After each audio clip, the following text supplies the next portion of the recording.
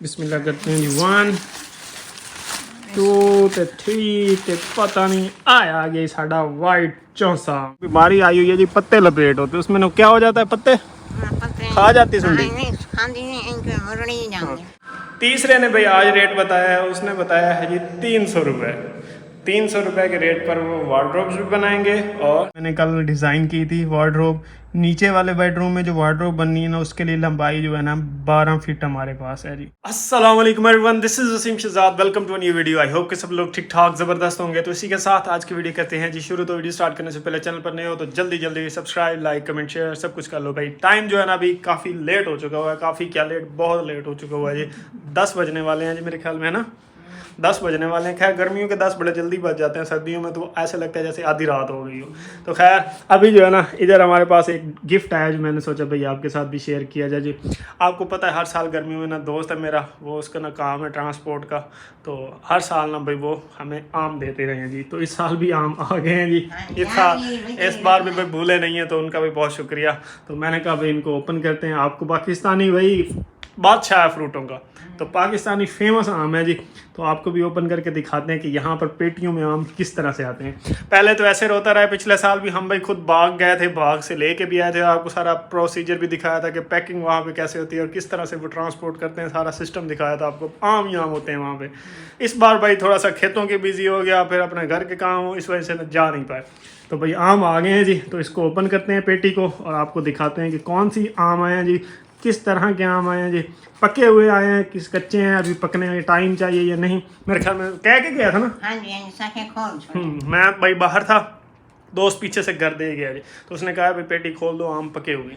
तो इसको ओपन करते हैं जी और फिर आपको दिखाता हूँ केड़ा आम आया, चौंसा आया, सिद्धड़ी आया, अनवर लटोर आया, लंगड़ा आया कि केड़ा आया। निरे आम बोंदन जी भाई पाकिस्तान के डिफरेंट तरह के। लेकिन यहाँ जो मोस्ट फेमस आम है ना वो आप सबको भी पता होगा जी, वाइट चौंसा होता है ना। हाँ। तो इसको करते हैं ओपन और आपको दिखाता हूँ।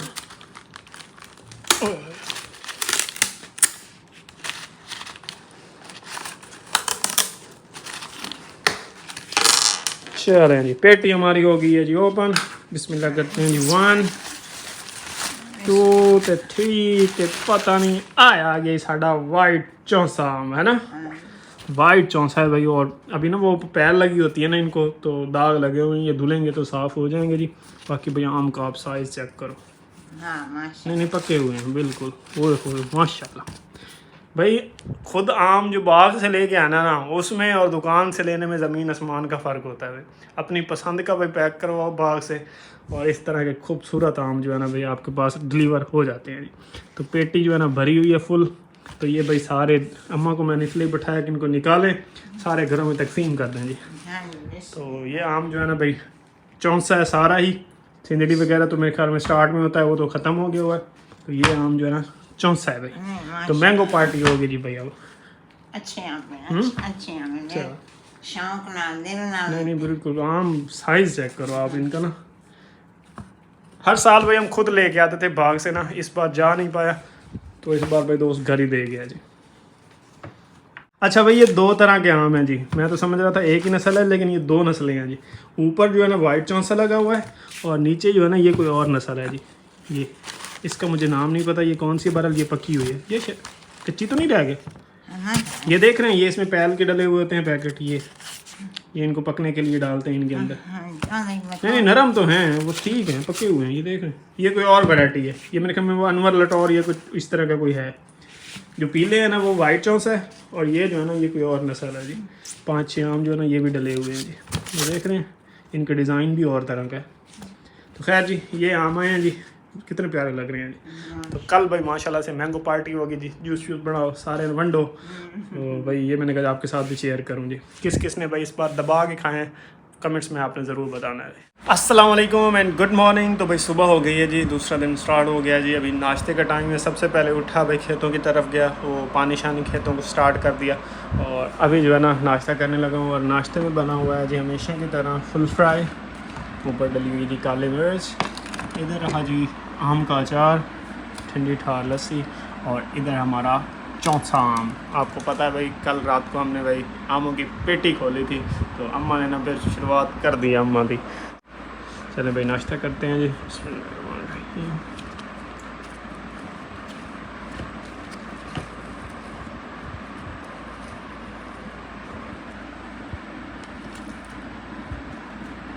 नाश्ता वगैरह करके आया हूँ जी अपने धान की तरफ जी, और पानी हमेशा की तरफ लगा हुआ है जी। और अम्मा भी आई हैं, अम्मा कह रही हैं कि किसी एग्रीकल्चर वाले प्रोफेशनल जो है ना ज़रायती, उसको बुलाओ और धान उसको दिखाओ। आजकल ना बीमारियां धान को बड़ी लग रही हैं। मेरा एक दोस्त है, उन्होंने धान लास्ट टाइम काश्त किया हुआ था, उनके 1 एकड़ में से 6 मन निकला, सिर्फ 6 मन बीमारी लग गई थी। तो आजकल ना कोई एक बीमारी आई हुई है जी, पत्ते लपेट होते, उसमें क्या हो जाता है, पत्ते खा जाती सुंडी। मतलब ये पत्ते हैं ना धान के, तो ये ऐसे स्ट्रेट हैं, वो ऐसे ना गोल गोल से हो जाते हैं, तो वो बीमारी लग रही है आजकल धान की फसलों को। तो मैं कह रही हूँ कि किसी फील्ड वाले को बुला के लाओ, एग्रीकल्चर वाले को, उसको खेत भी दिखाओ, ताकि वो सजेस्ट करे कि कोई स्प्रे या इस तरह की कोई चीज़ करनी है तो वो फिर इसके लिए करें। फ़िलहाल तो सेफ़ पड़ा है, सेट पड़ा है, बाकी अल्लाह खैर करेगा जी। चलें भाई, पानी जो है ना हमारे सारे खेतों में अच्छे से फिर गया है। अब करते हैं जी सोलर को बंद और जाके फिर एसी चलाते हैं।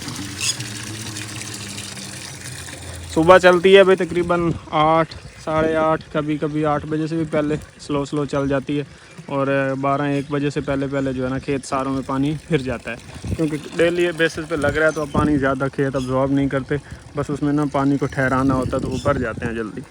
भाई धान की सिचुएशन मैं आपको दिखाऊँ ना, तो जब पौधा लगाया था ना ये पनीरी हमने, तो ये इस तरह से एक पौधा होता है, या ज़्यादा से ज़्यादा इतनी लग जाती है। और अब आपको उनको देखो कि ये कुछ इस तरह से हो गए, मतलब एक पनीरी का पौधा लगता है और उसको वो फिर जब ग्रो करता है ना, तो उसमें से फिर 6-7 पौधे इकट्ठे होकर निकलते हैं, जैसे ये हैं जी। तो बस एक कमी रह गई थी, थोड़ा ज़्यादा पतला लगा था, गैप्स ज़्यादा थे जैसे यहाँ पे हैं, लेकिन ये है कि अल्हम्दुलिल्लाह मेहनत हमने की है इसके ऊपर और अच्छे से ग्रो कर रहा है। अब बाकी फल लगाना तो अल्लाह के हाथ में, तो इंशाल्लाह केयर हम अपनी तरफ से पूरी कर रहे हैं खेत की, कि कोई बीमारी शमारी ना लगे।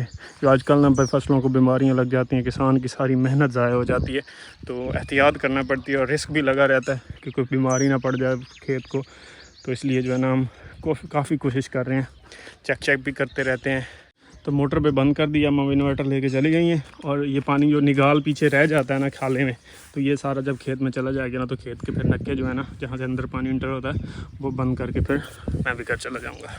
और ये जो आजकल का मौसम है ना, ये इतना शदीद हवस वाला है ना, कि आप खेतों में आओ ना, तो जो पहली बार इस तरह से मतलब ज़्यादा टाइम नहीं आया हुआ था खेतों में, उसका सांस तंग होने लग जाता है, इतनी हवस निकलती है आजकल खेतों में से। और वैसे भी मौसम ये महीना भी हवस वाला होता है, तो फिर खेतों के पास आओ तो मज़ीद फील होती है, तो इतना मतलब पसीनो पसीन हो जाता है बंदा। बाकी भाई क्या करे, अब ये वो कहते हैं ना, की आंदे ना लाइए तो फिर वजावनी तो पवनी है ना, वो पंजाबी चाहते को जिस तरह, तो फिर वजावनी हुई इंशाल्लाह।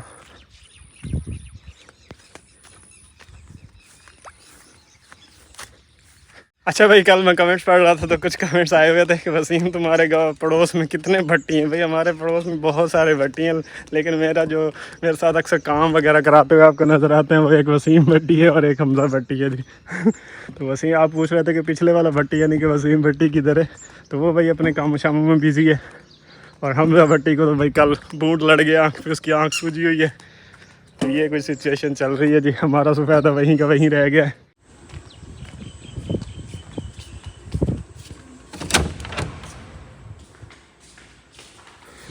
अच्छा भाई, नहा धो के फ्रेश हो गया हूँ, कपड़े शपड़े कर लिए हैं जी चेंज। और एक मिस्त्री और उसने भी हमें भाई कैबिनेट्स वार्डरोब्स के लिए जो है ना रेट दिया है जी।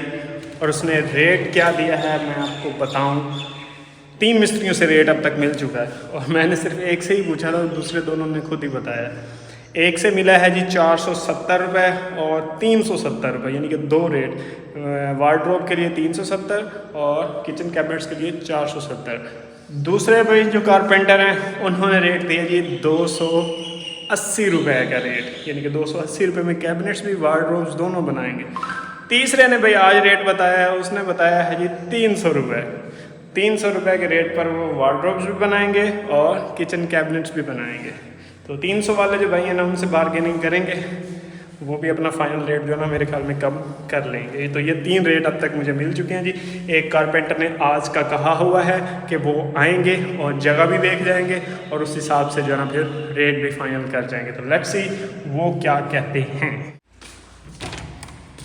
बाकी भाई किचन तो आपने हमारा देखा ही हुआ है। यहाँ पे हमारी वार्डरोब बनेगी, यहाँ से शुरू होंगी जी, ये यहाँ पे आएंगी, फिर एक छोटी ऐसे विंडो शीशे वाली बना लेंगे, शीशे वाली मेरे ख्याल में प्यारी लगेगी, वो यहाँ पे ऐसे बनेगी जी। फिर इसको इसके बराबर ऐसे आ जाएगा यहाँ तक, और यहाँ पे ये फ्रिज वाली हमारी जगह है।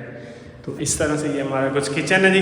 एक भाई वार्डरोब मैंने कल डिज़ाइन किया जी, गूगल से तो मैंने बहुत से डिज़ाइंस देखे, मुझे ना कोई पसंद नहीं है, लेकिन फिर मैंने खुद एक वार्डरोब डिज़ाइन किया और क्या परफेक्ट बनी है यार, मतलब मज़ा आ जाएगा वो जब बनेगी। तो मैं आपको उसका डिज़ाइन दिखाता हूँ कि वो किस तरह से डिज़ाइन की हुई है जी।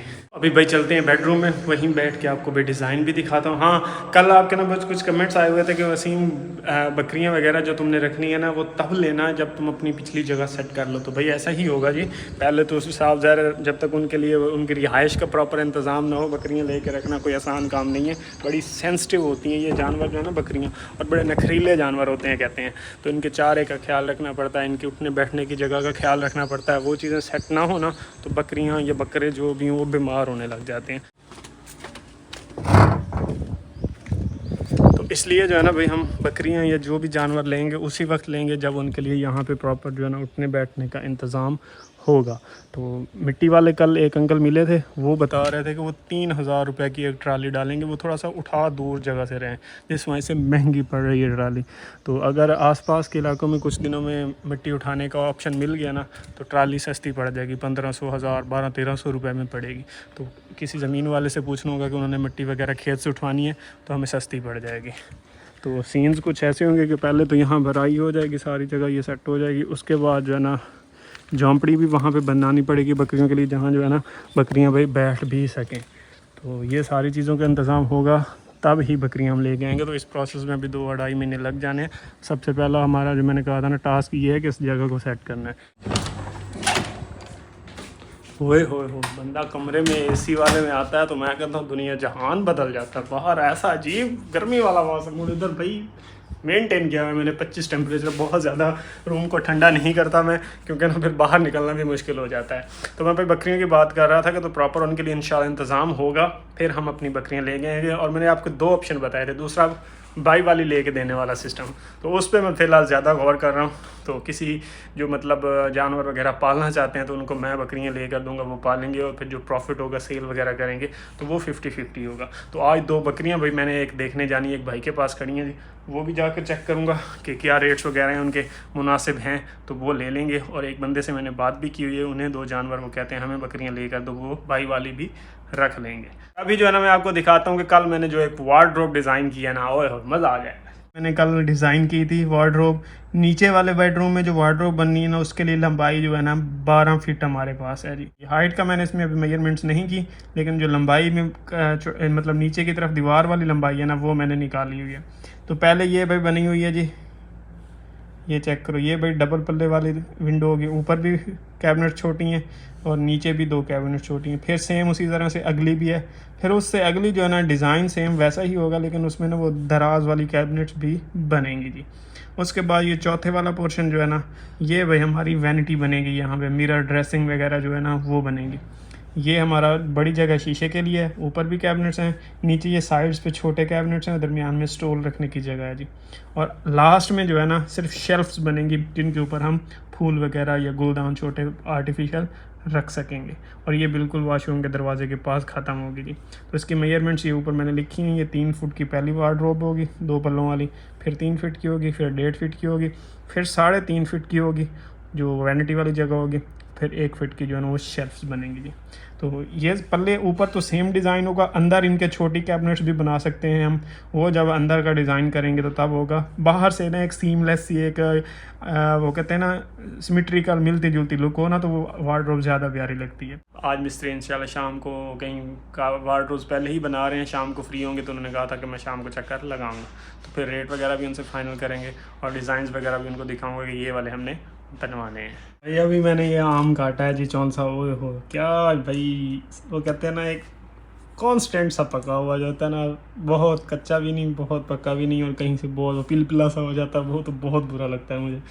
तो ऐसे ना प्रॉपर पका हुआ नॉर्मल जिस तरह का अच्छा लगता है आम खाने का ना। तो अभी इसको मैं कट करके भाई इसको ना छिलका उतार के इसके क्यूब्स बना के थोड़ी देर फ्रिज में रखूँगा, सही फ्रीजिंग ठंडे करके ना, फिर हम इसको भाई खाएंगे जी। आम के मैंने क्यूब्स बना लिए हैं जी, अब इसको फ्रिज में रख देते हैं और इसको फ्रीजिंग ठंडा होने देते हैं जी।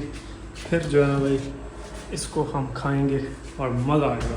फुल फ्रीजिंग ठंडा होना तो ऐसे ना ये ऐसे स्लश बन सकता है इसका, इसको ग्राइंड किया जाए तो, या फिर ये ना थोड़ा थोड़ा क्रीम इसमें मिक्स कर ली जाए और इसको ब्लेंड करके थोड़ी देर फिर फ्रीज़ किया जाए तो ये आइसक्रीम वाली लुक भी देने लग जाता है और टेस्ट भी आइसक्रीम की तरह ही करता है, और नेचुरल आइसक्रीम, नेचुरल मीठी। तो आप बना के भी ट्राई कर सकते हैं। टाइम जो है ना 4:43 हो गए हैं जी, और असर की नमाज़ का टाइम भी होने वाला है। जैसे जैसे भाई दिन गुजरते जा रहे हैं, सर्दियां करीब आती जा रही हैं, गर्मियां इंशाल्लाह दूर जाएंगी, लेकिन गर्मी टिका के पड़ रही है फ़िलहाल भी।